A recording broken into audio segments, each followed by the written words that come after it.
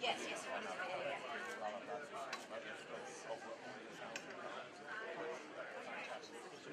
One minute, okay. All right. Okay, I'll try and pop over sometime. Are you here till Wednesday? No, I've got When to you go go back back? to my wife. When you go back? In your big speech today, you're not going to be setting out any policies. Can you expect people to vote for Labour if they don't know what it is Labour will actually do? They'll vote for us because they'll be engaged in that policy setting. This is the new politics we're introducing. It isn't about leaders or party chancellors handing down policies from above. We're launching a public engagement process, which is going to say, look, we're going to take expert economic advice on our policy options. We're going to then go out and talk to the public. We're going to talk about the economy, how it affects them, what their ideas are for improvement, and then we're going to test those policies, and we'll test them again until we get it right. And then when we go to the next election, we'll be absolutely confident, one, the policies are right, they're workable, and then also they've been designed by the people themselves. So this is grassroots economic policy making for the first time in this country.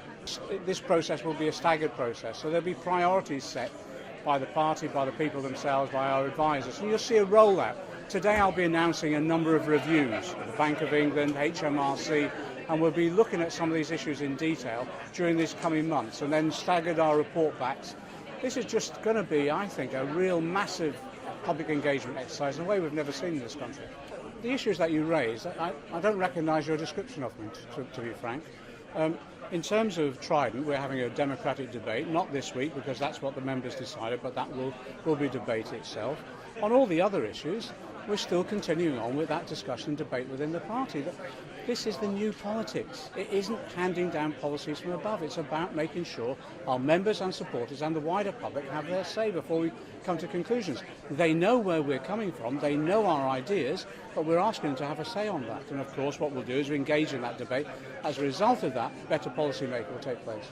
So by May next year, where will the policies be? What will there actually be concrete policies on for people to vote on? I think we'll be much clearer about where we're going in issues like, for example, tackling tax evasion and tax avoidance.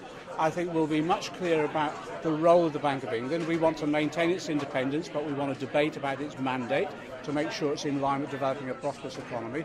And I think they'll be much clearer as well about what the people are saying to us about their individual positions within the economy. I'll give you an example. Large numbers of our workforce now are self-employed. I actually think they're neglected. I think they've not been treated particularly well. I think a large number of them will want to say to us how they want to improve the economy from their perspective, and we want to develop those policies and then bring them back to us. So this will be a rolling process, but I think once this debate happens, you'll see rapid discussion amongst our community. There's going to have to be a decision on Heathrow at some point. Presumably Labour, given that you're the Shadow Chancellor, Labour will be vehemently opposed to any development at Heathrow. As a constituency MP, I'll be opposed to Heathrow.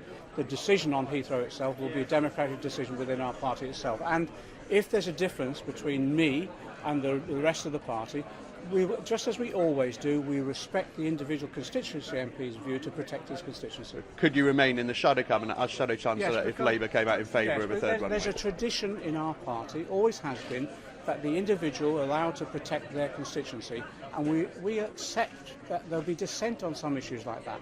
In addition, it's the new policies, the new politics that we want is to not drive people out, it's to keep them together, it's unity.